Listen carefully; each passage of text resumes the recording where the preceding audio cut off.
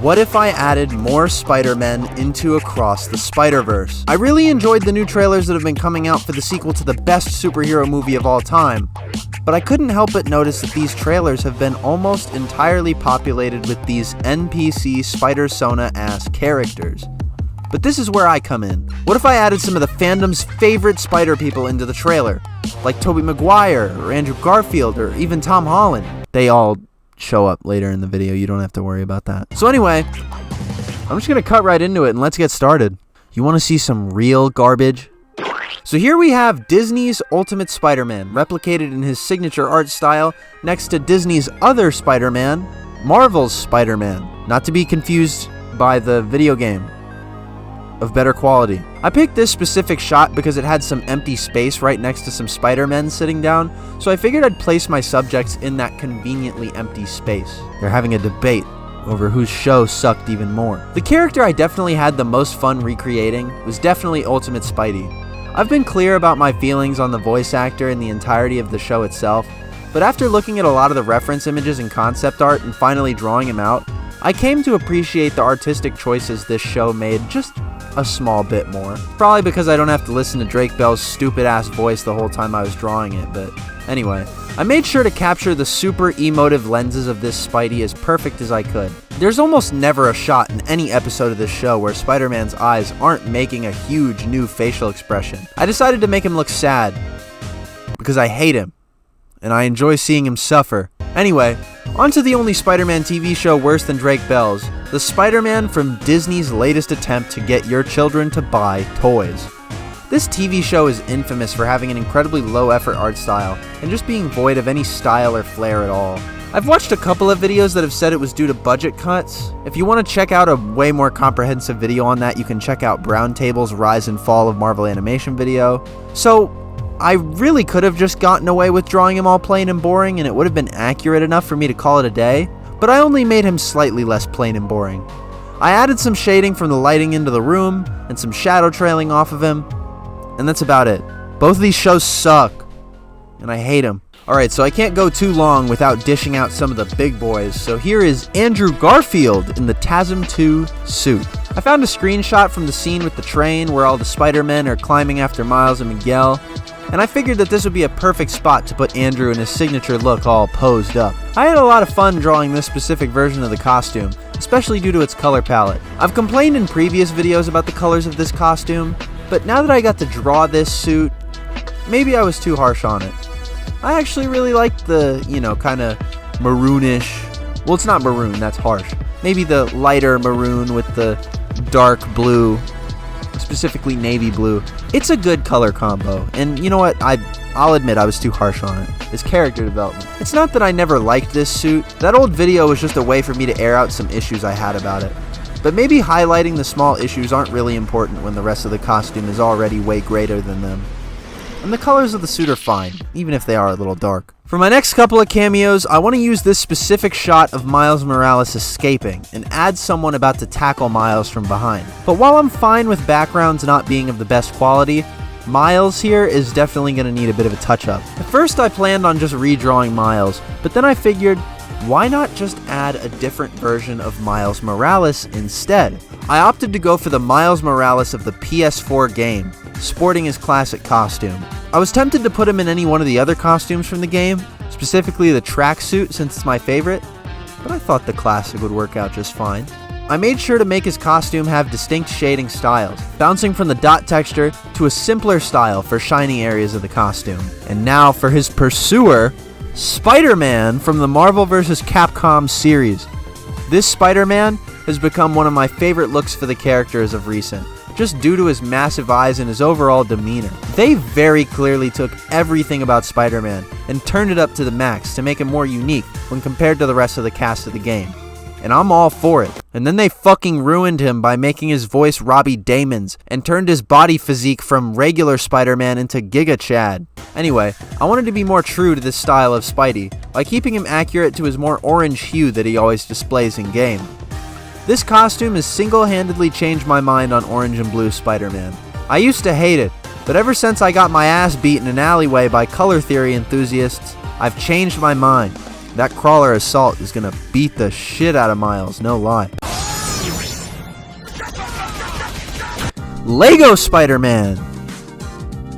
Oh, sorry, let me back away from the mic. I know some of you guys complain about my audio quality, my bad. Lego Spider-Man and Spider-Man from the animated series. There's not really much to say on this drawing, other than I find it to be really cute. I mean, come on, it's Lego Spider-Man holding on to one of his bigger counterparts for dear life. I wanted this to be some sort of action shot, which you can notice from all the speed lines I added to Task Spidey. Speaking of Task Spidey, I had a lot of fun replicating the art style from the show.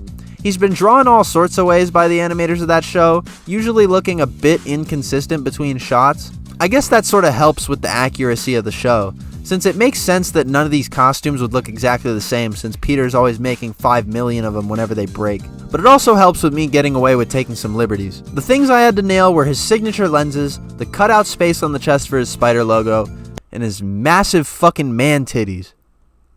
I think I did a pretty good job. Alright. Everyone pay attention. I'm showing another movie Spider-Man. It's the only one the general public gives a shit about, so pay attention. Here's MCU Spider-Man in his brand new costume from the end of No Way Home. I originally wanted to have him swinging past the assorted Spidey walkways, but I couldn't get the perspective of the shot to look right, so I just opted to green out the background. I also think it's super cool that the MCU is finally being called out by their correct universe number, when 2099 calls back to Doctor Strange and the little nerd from this shit is so long. The little nerd from Earth 199999. Like, finally, official media that at least kinda knows what 616 should look like. Like, I know Peter Parker is technically guilty of this too, since he's referred to as 616 Spidey and Into the Spider-Verse, but at least Peter B. Parker is faithful to his actual 616 counterpart, as opposed to this adaptation. Like, that's not a diss, but you can't tell me that Tom Holland's Spider-Man is more accurate than Peter B. Parker's. But anyway, that's about it. Aside from this newer sketch that I added to actually reference 2099's acknowledgement of the MCU, imagine this drawing takes place before 99 changes his costume, and he went out of the way to beat the shit out of MCU Peter after the events of No Way Home. Alright, now let's finally talk about my favorite drawing I've done. Spider-Man and Spider-Bitch! Now, I know I can't just drop these characters on you without explaining them, don't worry. Spider-Man is a version of Aunt May who gained spider powers after Peter forgot his lunch on his way to the science exhibit, and May had to meet him on the way there, only to be bitten by the radioactive spider. Or at least that's what I think happened. It's been a while. I'm not exactly brushed up on this old lady's origin. Spider-Bitch is one that I even know less about.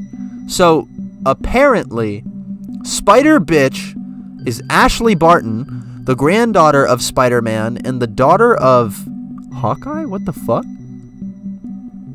I guess she's part of the Old Man Logan storyline, so shit is just fucked up there anyway, so I'm not questioning it. But anyway, I'm super happy with this art. I love the fact that it's all women in the shot, spider women, and I love how I replicated the colors of the scene onto the characters. And I just think I did a good job overall. Also, I didn't fucking make Spider-Bitch's titties that big on purpose. That's just how the reference looks. You want some more movie Spider-Man? Was this shit not enough?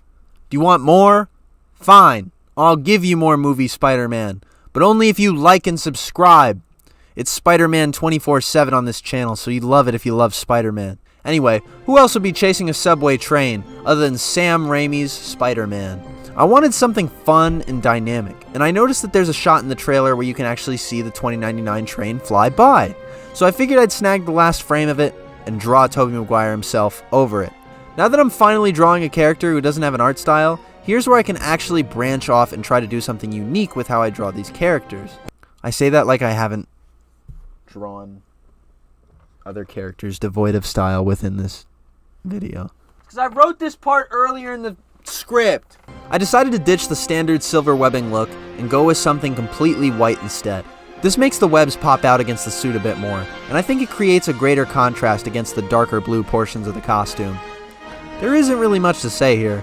I added comic dots onto the shading, and that's about it in terms of art style. It's Spider-Man. Do you like Danny DeVito in Fortnite? God, I wonder who said yes to that question. Anyway, here is Fortnite Spider-Man doing the gritty. I know some people might be upset at me for not making this Spidey have a traditional Spider-Man pose, but I have a good reason.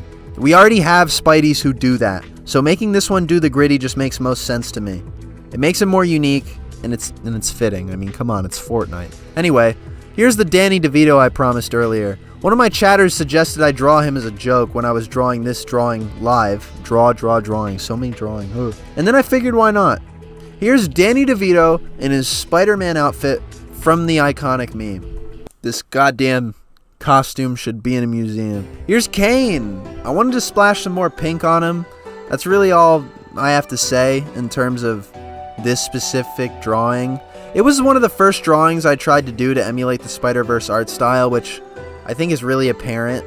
Anyway, I found it odd that Kane was never shown in any of the trailers from what I could see. I honestly feel like Spider-Verse toned down the amount of possible cameos they couldn't have, in favor of adding these before-mentioned NPC Spider-Man in. But that's okay, I think, even if it means more noticeable Spider-Verse characters get left out in the end. Maybe it just means they're keeping him for later. But anyway, there he is. There's your edgy Spider-Man for the cool kids. Alright, only real PSM heads know about this one.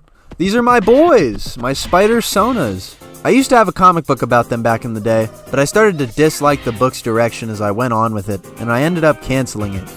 That book sucks. Stop asking me to bring it back. I plan on bringing them back someday since I have a massive universe filled with heroes and villains all lined up to fight with them, but I probably won't get to soon since I'm working on my Spider-Man show. But essentially the plot of the comic is two boys become Spider-Man in a world where Spider-Man is still a fictional character as we know and love him. They have to determine how realistic being Spider-Man actually is when compared to real-life vigilanteism, as their brotherly bond keeps them together through all the hardship. They sort of learn to be Spider-Man through each other. There's still a lot of love in this universe from me, and you know what, if the fans egg me on enough, maybe I'll bring it back someday. And that's all. If you have any ideas for who I should have drawn or added, any more Spider-Men you would like to see, mouth off at me in the comments. If this video gets 7,000 likes, I'll draw more Spider-Men, and I'll make a part 2. Hi everyone, thank you again Kai for letting me borrow some space on your video about Spider-Verse. Speaking of Spider-Verse, hello everyone, Trey from TG Comps, or Trey Gonzalez Compositions here, and I have a little proposition for all of you. We're all super excited for Across the Spider-Verse, and to celebrate its soon arrival to theaters, I have a really cool way that I can give back to the community. Enter Spider-Sona, Across the Spider-Themes. This endeavor is all about chance and creativity, and all you have to do is create a hero image of your very own Spider character, or Spider-Sona. And not only that, I want to see 3 different musical inspirations from you guys, something that you think your Spider character would vibe to. And the best part? The winners of the sweepstakes are awarded their very own Spider-Sona theme, a complete track that emulates all that they are as a Spider person. More information can be found on the Google form I created to help organize all the submissions. Links, as always, are down in the description. Show off your artistic skills and your musical tastes in this sweepstakes. Show off your artistic skills and your musical tastes, and you could be one of 5 lucky people to win your very own Spider-Sona theme, in honor and dedication to Across the Spider-Verse.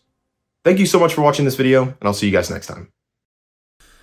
This video has been in production probably like since, I want to say about a week actually. A week today this video has been in production. I'll probably finish editing it by Friday, which will have it be up by then, maybe Saturday. You guys won't know until it's uploaded. You guys won't even know the process until it's all over, but yeah.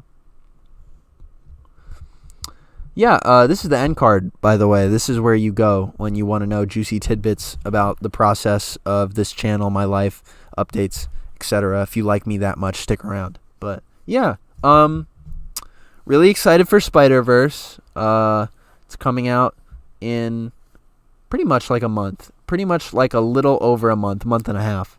I'm excited to see it. I'm nervous. I'm scared. I'm pooping and shitting my pants. But you know what? I have faith. I have hope. I have optimism. Despite what Zeb Wells has been writing and all the other shit with the MCU, I have hope that there can be a good Spider-Man product again. I do. I really do. Anyway, Marvel Comics, hire me to do Spider-Man shit, and I will change your company. People will love you. No one will ever send hate mail to you ever again. Peace. Peace and love.